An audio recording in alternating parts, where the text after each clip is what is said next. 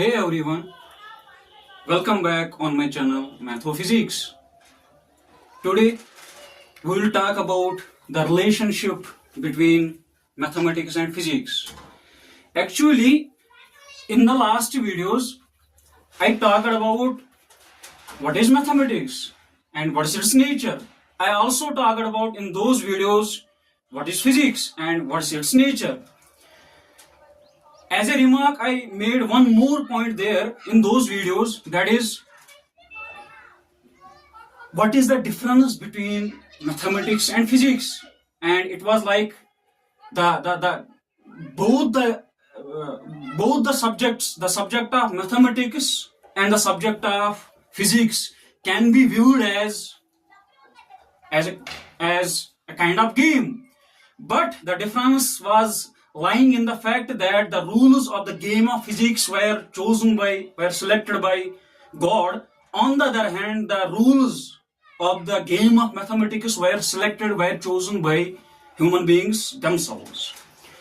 So that was the difference that lies between mathematics and physics. In this video, we will talk about, is there any kind of relation between physics and mathematics, and if so, what is that? One more thing, I would like to make a remark at the very outset of the class, that is, mathematics and physics are two different subjects. What? Mathematics is not equal to physics. Okay, I'm writing that mathematics is one subject and physics is one subject. By this, I simply mean that fundamentally the motive of a mathematician and the goal of a physicist and the goal of a mathematician vary from each other. Although their thought process for some particular problem may be same. So mathematics is not physics and physics is not mathematics. So what is it then? The reality is that one subject helps the other. What? Sometimes math leads, while as sometimes physics leads. And one helps the other.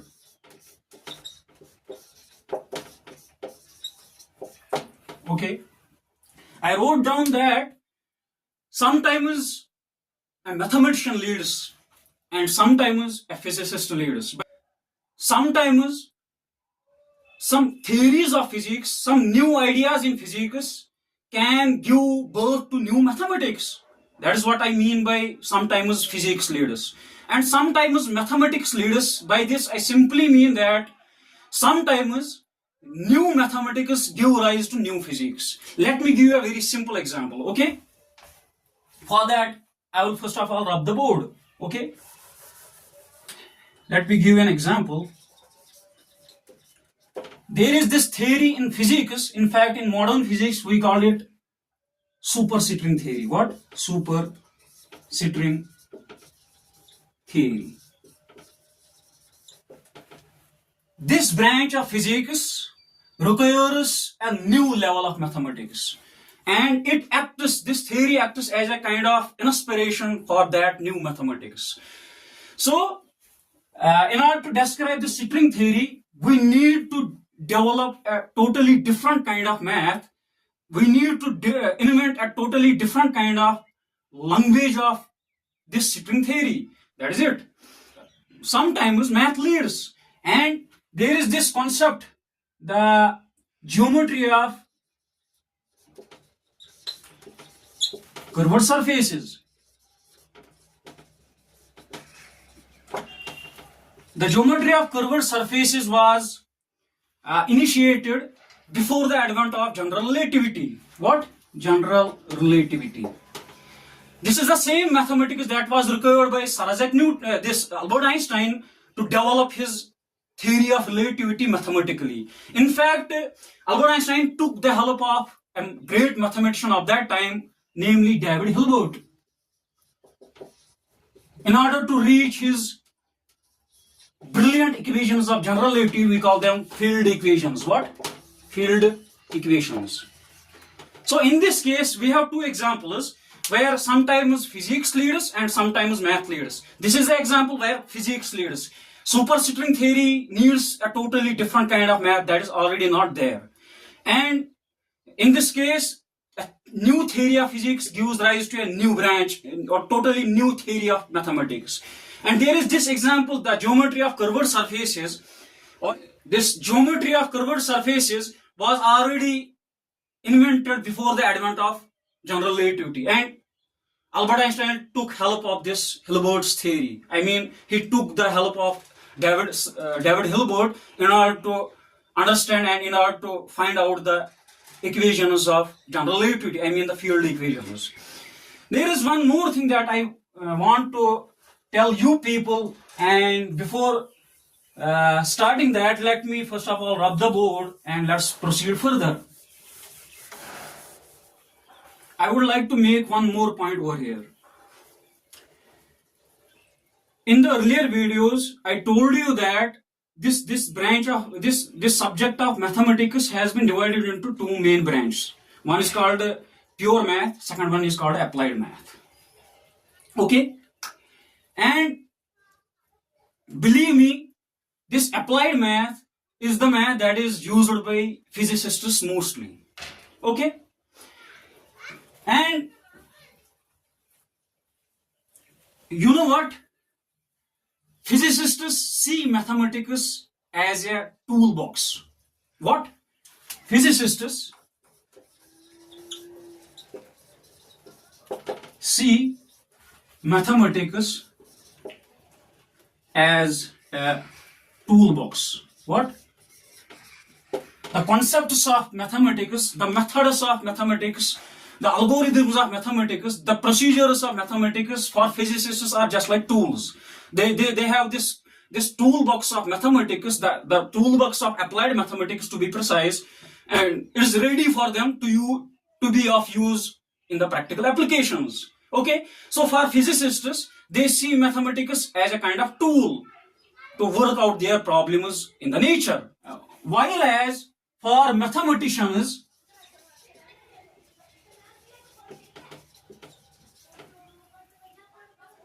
physics sometimes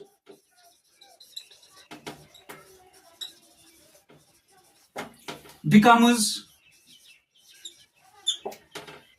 an inspiration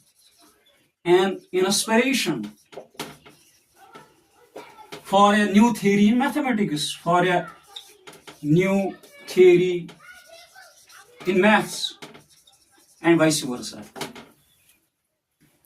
Yes. So I wrote down that these physicists see mathematics just as a tool. So I can say that this mathematics for physicists is a kind of tool that they use to work out the problems of physics. While as for mathematicians, sometimes it happens that a new theory in physics becomes a kind of inspiration for a new, wholly and solely new concept in mathematics. Just like the case of superstrings. There was this, first came the superstring theory, then came its mathematics. In fact, the guy that is responsible for that was Sir Edward Witten. He's a great mathematical physicist. In fact, he's the pioneer of string theory. Yes. So let me tell you something more. Mathematics is a language of the universe, language of cosmos or universe. I wrote down that mathematics is the language of the cosmos, is the language of the universe. To quote Galileo himself back in 1600s, he told us that the book of nature the book of nature is written in the language of maths, in the language of mathematics.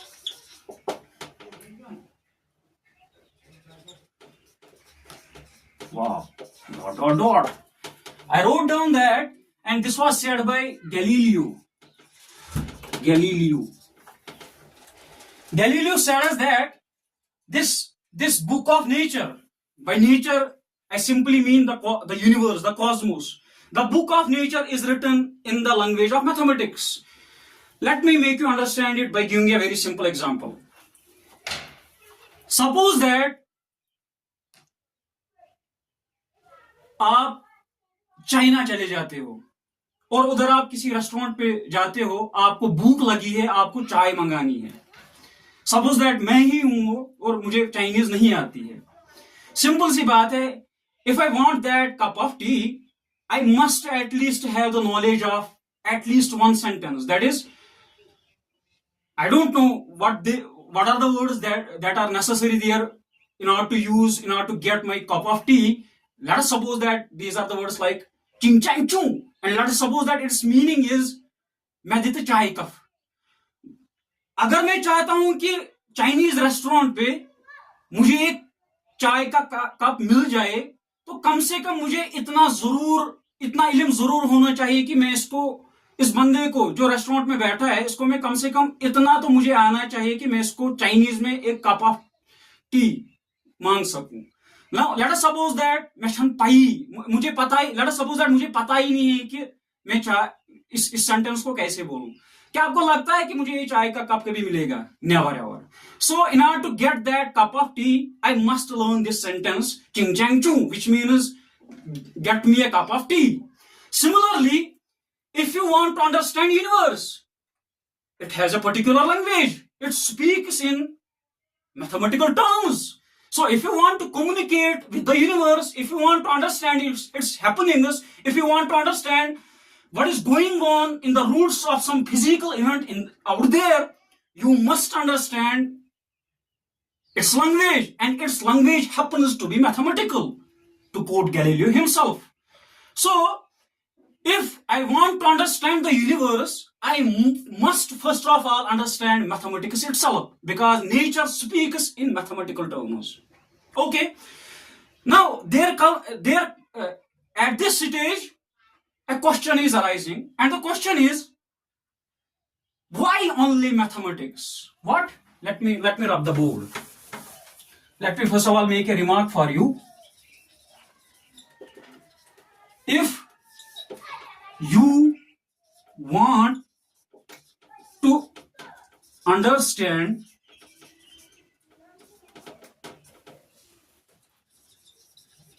cosmos or universe, you have to first understand its language. It is language. That is mathematics. This is the bold point that I have made over here. Dot dot dot. So I wrote down that if somebody is interested in order to understand some physical event in the nature, he must first of all understand the language in which the nature speaks, and its language happens to be mathematics. Now, why only mathematics? Sir, why nature speaks only in mathematical terms? This is a very big question. Okay, let me write down the question. Question: Why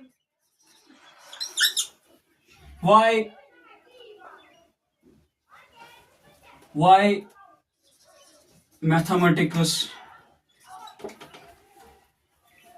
Why mathematics is language of universe? Language of universe. I wrote down the question, why mathematics is the language of universe? Sir, do you have answer to that question? My answer is, I don't know. In fact, nobody knows the answer to the question.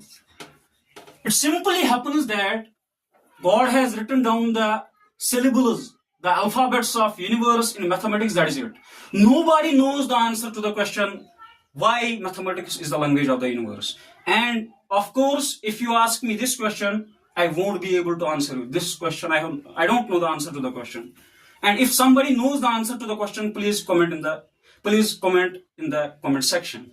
Okay, so asking the question, why mathematics happens as the language of the universe, has no answer for me, and it is so.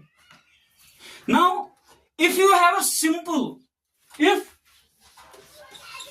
anyone has a simplest system, if anyone has a simplest system or simplest language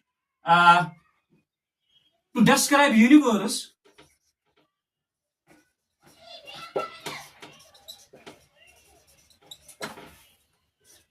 human beings would have no objection in accepting that language. मेरे कहने का मतलब यह है कि अगर इंसानियत को कभी मैथमेटिक्स से ज्यादा आसान कोई और चीज मिल जाती है जिसके जरिए से वो यूनिवर्स को डिस्क्राइब कर पाए, हम इंसानों को एज मैथमेटिशियन और as applied mathematician, we would not hesitate to accept that more simpler description of the nature as or the mathematics. So up to now, if you can give me a more simple language of or more simple system in terms of which I can describe the events of the nature, I will throw the tool of mathematics in the dustbin. But once you go for the search of it, you will find out that mathematics is the simplest possible language in which we can describe the concepts, the most possible difficult concepts of nature in the most possible simple sense. So, sir, you told us that mathematics and these things are related. Sir, any kind of justification? Is there any kind of justification? Let me tell you that justification. So, for that, let me first of all rub the board.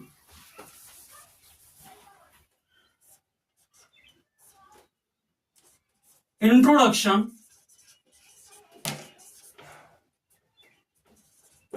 of mathematics in physics starts with following question.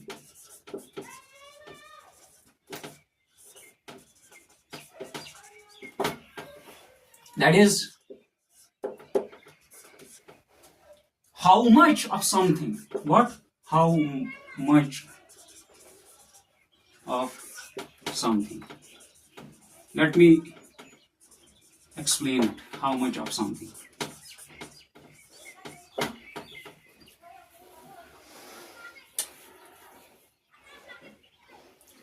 I told you that the job of a physicist is to observe nature and to try to find out the patterns in the nature. I mean, try to find out the root causes of various seemingly different events in the nature. I mean, to find out the laws of the nature. Now, let me give you a very simple example. Why mathematics kicks in when we try to describe the nature? Why it kicks in the very beginning? Actually, when we try to describe some physical system, there are two types of questions that arise. One is of qualitative nature and the second one is of quantitative nature. Let me break down it in a simpler version. Let me give you a very simple example. Intuitively we know, or you can say qualitatively speaking, we know an elephant an elephant has more weight as compared to a human being, isn't it? I wrote down that the weight of an element is greater than the weight of a human being. It's quite clear, it's quite obvious, and everybody agrees. Now, this is one type of description of some fact, and it simply tells me that an elephant weighs more than a human being. The next question in our analysis exactly arises, and it is exactly how much more weight an elephant possesses than a human being. The moment we ask this question, we are trying to make actually our calculations more exact. The moment we ask the question exactly how much bigger the elephant is than a human being in terms of weight, this question gives rise to kind of measurement. And whenever there is kind of measurement, we need to use numbers. And in any physical system, whenever we are trying to make our explanations more quantitative as compared to qualitative, we need to take the help of mathematics. After all, mathematics is what? I gave you several explanations. I can also say that mathematics is the science of calculations. So, by asking a question which has something to do directly or indirectly with the measurement, as a result, we need to take the help of mathematics. So, mathematics kicks in physics when we ask questions of quantitative nature. At that moment, we have no other option. We have no other option to introduce except mathematics. So, it is actually depending on the type of question, on the nature of question that you are asking. So, if your question is qualitative, but we know that what is it that distinguishes science from non-science? What is it that distinguishes science from history or political science? In pol science, in history, in other literature subjects, we don't need calculations at all. But in sciences, we are required to do measurements. We are required to do experiments. And the moment we need measurements, we need mathematics. That was the one reason that why mathematics kicks in physics. Okay, so mathematics kicks in physics because we need quantitative treatment of various explanations of various physical events. Okay, let's proceed further. Let me give you a very simple example. I told you in earlier videos that great theories or great advances in physics were generated by a very simple question. And there was this guy, namely Sir Isaac Newton, who posed himself back in 1600 as a simple question: if the apple falls,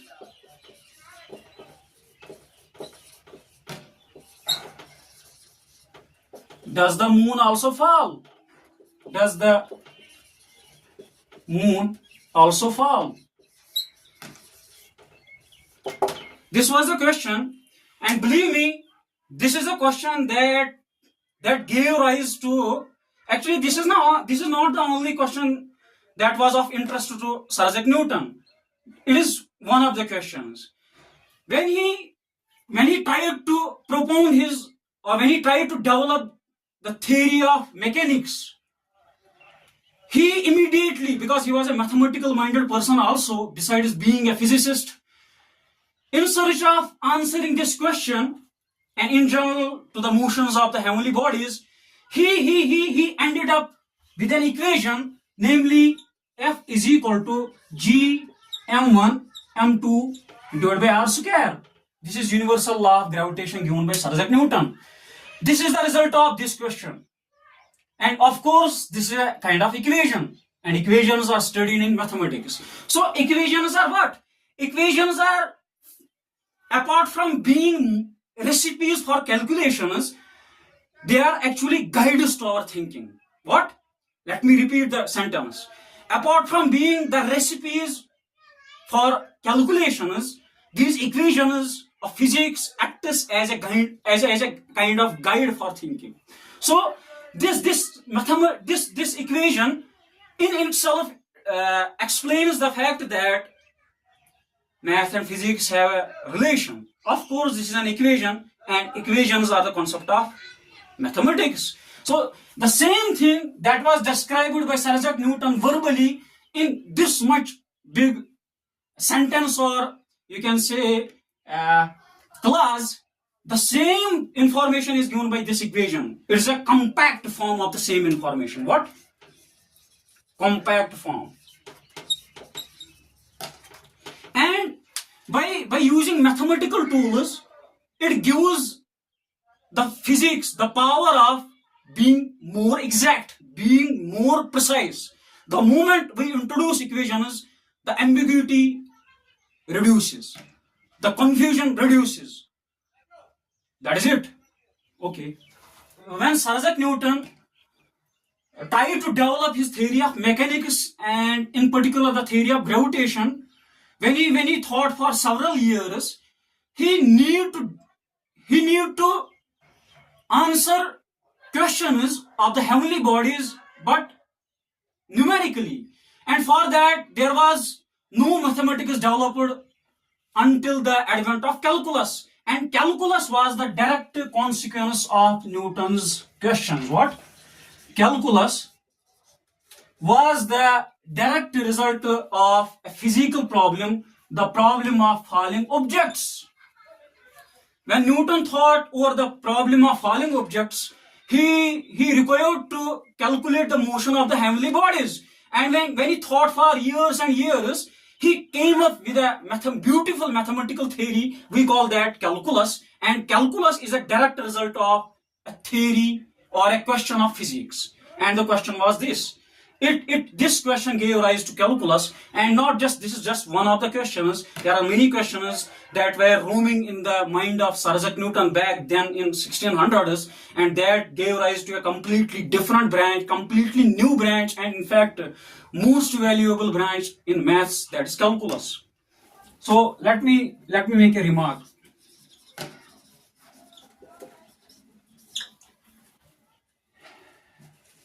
Apart from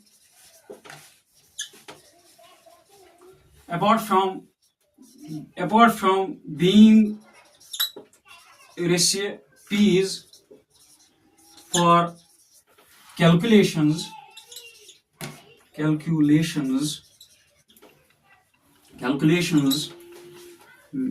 equations act as guides to thinking. What?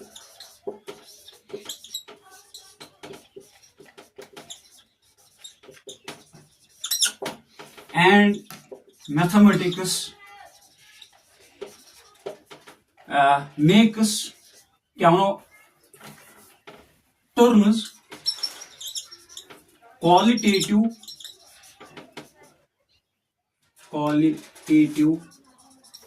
treatment into quantitative treatment.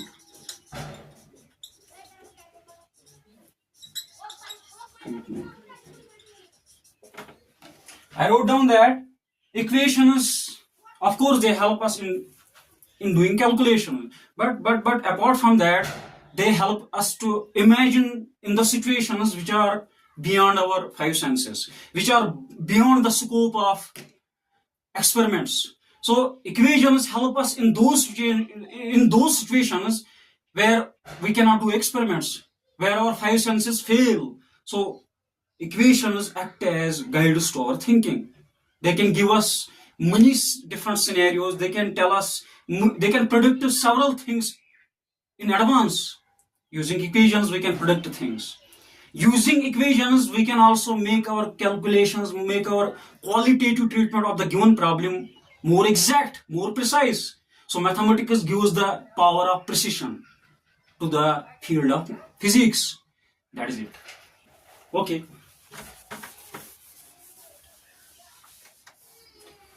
Let me point out something, okay? How do mathematicians Actually, this remark will make a difference between mathematical thinking and in the thinking of physicists, or you can say this will make a kind of distinction between the nature of mathematics and the nature of physics. So I wrote down, how do mathematicians prove things? Prove things. And how do physicists prove their theories? I wrote down the question, how do physicists prove or disprove things about nature, and how do mathematicians prove or disprove things in mathematics? The theories of physics are proved or disproved using experiments or using observations. I mean, the theories of physics are tentative in nature, and they depend on the observations. They depend on the experiments. I mean, if you want to prove or disprove, if you want to disprove a theory in science, in particular in physics, you just need one evidence against it. Let me repeat it. In physics and in general in science, if you want to disprove a given theory, give me a single evidence that goes against that theory. If you can give me a single evidence that can stand against to the given theory, that theory is wrong. What? I will one more time repeat it. In physics, if you want to disprove an idea, give me an example that goes against the given theory. Give me an evidence that is against the theory. And if you are able to give me a single evidence that goes against the existing theory, that theory is wrong, or at least we have to modify that theory. So in physics and in general in sciences, we disprove theories by giving at least one example or one instant or one observation that goes against the existing theory. And in science, we can never ever prove theories. What? Let me make this one bold statement. In science, we can never ever prove a given theory. We can disprove a theory, but we can never prove it. So what can we do in science? We cannot prove it, but we can verify it. So in science, we can disprove a theory, but we cannot prove a theory. But we can verify a theory, and we verify various theories in science by the evidences or by the experiments that are in favor of the theory. An experiment can go either against the existing theory or go in favor of that.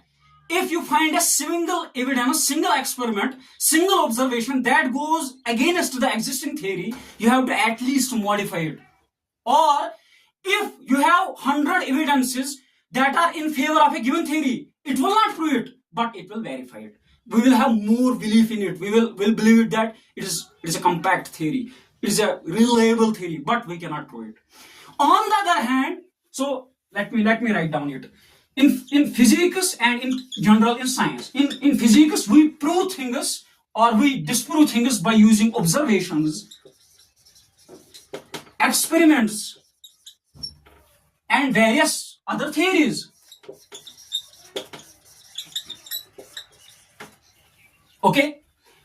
And in the field of mathematics, if a mathematician wants to prove a given fact in mathematics, he uses no experiments, he uses no observations, he uses no existing theories, but he uses a very beautiful logical tool. We call it proof. What?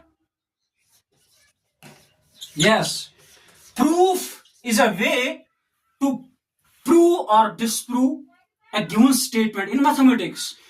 So in mathematics, if a given mathematician wants to prove or disprove a given statement, he would just need a sequence of mathematical statements that are logically connected, and we call that proof. On the other hand, in the field of science, they use observations, they use experiments, they use the theories of other fields to prove or disprove a given theory. So, let me recap it. We use in mathematics, we use proofs to prove our theory, and in science, I mean in particular in physics, we use experiments or observations to prove or disprove a given theory. That is the difference between physical thinking and the thinking of a mathematician. Okay. There is one more difference that lies in the roots of mathematics and in the roots of physics. That is, mathematicians love to generalize their results. What? Generalize their results. While as physicists and in general scientists, physicists love to be in a particular room or particular corner.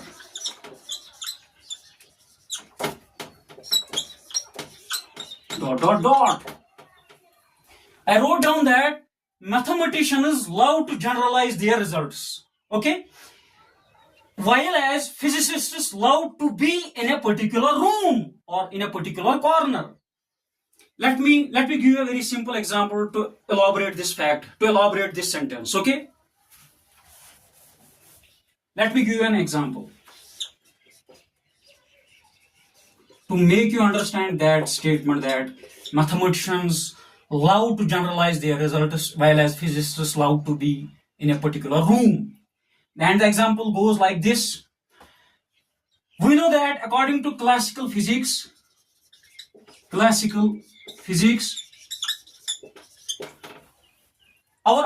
universe, I mean this concrete universe that is out there, this universe happens to have 3 dimensions. Okay, it is 3-dimensional. Okay, this universe is 3-dimensional, and of course we have a theory of maths that is called coordinate geometry. What? Coordinate geometry. If I have this marker over here and I'm a physicist, I want to determine its position. How can I calculate that? This marker is not lying in a plane. It is in air. It is in 3-dimensional space. Definitely, I would require 3 numbers to locate its position. Well, one coordinate would be called x, one coordinate would be called y, and the other would be called as z. So these 3 numbers actually locate the position of this marker. So we do this thing in coordinate geometry, and coordinate geometry is a branch of maths. Okay, and this universe, according to classical physics, happens to be 3-dimensional. Of course, we have length, breadth, and height. If you take any object, let me take my example.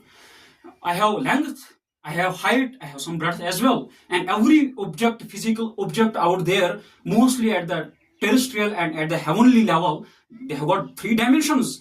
In order to specify any point in a practical, in a solid thing out there, I need three pieces of information or 3 coordinates to locate every point on that object. That means that object is 3-dimensional. What is 3-dimensionality? And a given object is said to be 3-dimensional if every point on that object needs 3 coordinates to specify its position. So, and we know every physical object is a 3-dimensional object and it requires 3 numbers to locate it. So in this universe, if I want to locate the position of any point out there, I would require 3 coordinates. I would not go to string theory. According to that, there are 11 dimensions of the universe. Yes, we call that 11 dimension. According to string theory, there are 11 dimensions. What? 11 dimensions. But that needs completely different mathematics. I am talking of classical physics. And according to classical physics, our universe is three-dimensional. And if I want to locate the position of any particle or of any system in this three-dimensional universe, I would be using a branch of math called coordinate geometry. Yeah? Coordinate geometry. Now, I told you that for physicists, mathematics is just a tool. So there is this in coordinate geometry. We have this term. We call it distance formula. What?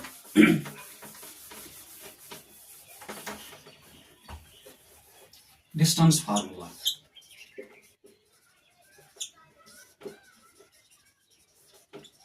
And perhaps it is this. I'm not sure about the formula. Maybe I have forgotten it. And the formula is x2 minus x1 का whole square plus y2 minus y1 का whole square. This is the distance formula in coordinate geometry. What is it? And we can add on. If we go to three dimensions, of course, this is the distance formula in plane. We have similarly distance formula in three dimensions, and it will go like z2 minus z1 ka whole square. Okay, this is for three dimensional 3D distance. Okay, 3D distance. Okay, because our universe happens to be three dimensional. If I want to find out the position between this marker and this finger, I want to calculate the distance between this marker and this marker. How can I calculate that? I can simply use this formula, because this marker and this finger, of course, lies in this three-dimensional room, and for each of these objects I would require three coordinates, and this formula can be used in order to calculate this distance between them. Okay, now a physicist would use this formula. Suppose that he is interested between the distance between this object and this object. He would simply open up the toolbox of mathematics and bring out this formula and substitute the values of the coordinates of this object and this object, and will substitute in this equation, and he will get the answer. He just needs this as a tool, and he has no interest besides using this as a tool to work out this problem. Now, on the other hand, for a physicist, this is a kind of martor, this is a kind of hammer that he used to solve a particular problem. But mathematicians love to generalize their results. Actually, this is a formula of mathematics. Now, अगर आप एक mathematician को अब लोगे, उसको इस चीज से गर्ज नहीं. This was a particular case. This was the case of three dimensions, and a physicist is always interested in some particular case. And of course, in this case, our physicist is interested in order to find out the distance between this hand and this hand. And this is of the interest to a physicist. He does not need a theory. After all, a physicist would be interested just in these questions. What is the distance between this hand and this hand? He would not think in the imaginary cases. What if I have an object, I have these two objects in 50-dimensional world? How, at that time, how can I calculate the distance between this hand and this hand? Let me repeat it. It is a bit difficult to understand. I am saying that a physicist is interested to find the distance between this hand and this hand, and both these hands happen to lie in this three-dimensional room. And for that, if he wants to calculate this distance, he would simply use this mathematical tool. And a mathematician, on the other hand, जो एक mathematician होता है, he has now no interest. So वो इस case को यहीं पे छोड़ देगा. He is not interested in the distance between these two objects in this three-dimensional room. He would ask a completely different question. He would ask the questions: what if I have these two objects, but in a different dimensional world? Suppose that, what if I am living in an 20-dimensional world? How can I find out the distance between this hand and this hand if these two hands happen to be in a 20-dimensional world?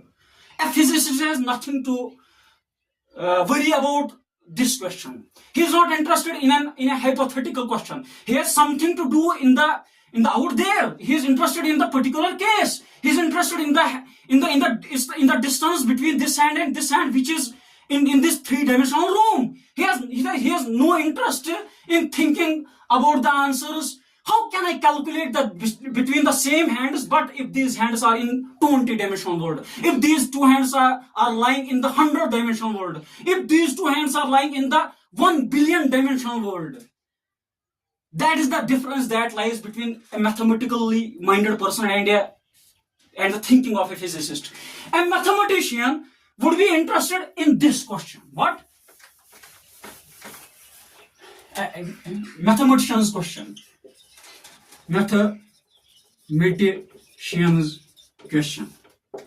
It is, what if there are n dimensions? What if there are n dimensions? At that time, how can I calculate this distance formula? I mean, distance between P and Q. Let us suppose that P and Q are 2 points in that n-dimensional world. And P is 1 point in that n-dimensional world, Q is another point. And a mathematician would be interested to find out the distance between these 2 points in this n-dimensional geometry. He would no longer be now interested in the three-dimensional case. It is the job of a physicist to answer the practical question of finding out the distance between this hand and this hand in this three-dimensional world, because he is interested. After all, the job of a physicist is to understand the universe, is to understand the stuff, is to understand the events out there, something that is practically there. A mathematician is a blind man in a dark room looking for a black cat which is not there. A mathematician loves to think in the most possible general sense. Okay, so a mathematician would be interested in these questions. A physicist would be interested in three-dimensional case. A mathematician would be interested in the n-dimensional case. He will ask this question: what if my 2 points P and Q are not in three-dimensional world, but are lying in 100-dimensional world, but are lying in 200-dimensional world, but are lying in 1 billion or 3 trillion dimensional world? Or in general, what if P and Q are lying in n-dimensional geometry? The job of a mathematician is to answer this question. What? In order to find the distance between P and Q, but in n dimensions, he would try it out. He would try to, and he would love to solve this problem. So this is the difference that distinguishes a mathematician from a physicist. So let me recap it. A mathematician is interested in the most possible general case, while as a physicist is interested in some particular cases. He would not prefer to go in the hypothetical situations, in the situations that have nothing to do with the practical stuff, with the practical situation, with the practical event. So let me wrap up the whole process. In this video, we talked about some differences between mathematics and physics. We also talked about the relationship between math and physics. First of all, mathematics is not equal to physics. Second point, sometimes math leads, sometimes physics leads. By this I simply mean, कभी-कभी एक नई theory physics की एक नए math को जन्म देती है, कभी-कभी एक नया मैथ एक नई थ्योरी फिजिक्स को जन्म देता है, vice versa. Okay, there was also this difference that the rules of the game of mathematics are chosen by human beings, while as the rules of the game of physics are chosen by God himself. Okay, this was second difference. There was also this difference that mathematicians love to generalize their results. On the other hand, physicists love to be in a particular corner. Okay, now there was this one more point that equations, besides being recipes for calculations, of course equations help us in order to do calculations. Besides that, they also help us to think in the situations where our experiments cannot go, where our experiments cannot extend. So mathematics help us to think in the situations that are beyond our five senses. Okay, so I would simply say mathematicians love to generalize their results as much possible as they can. On the other hand, a physicist is always interested in some particular case of the practical universe, of the practical cosmos. And of course, I would end up this lecture by the saying that if you want to understand physics, if you want to understand this cosmos, this universe, first of all, you have to make the friendship with the ghost of mathematics. Believe me that once you get the relationship, once you get the idea of mathematics as a language of physics, you would start loving physics. Physics is not boring, mathematics is not boring, they help one another. And a true physicist is always good at mathematics. And a person who is good at mathematics is usually good at physics as well. With this, I end my lecture. Wish you all the best. Goodbye.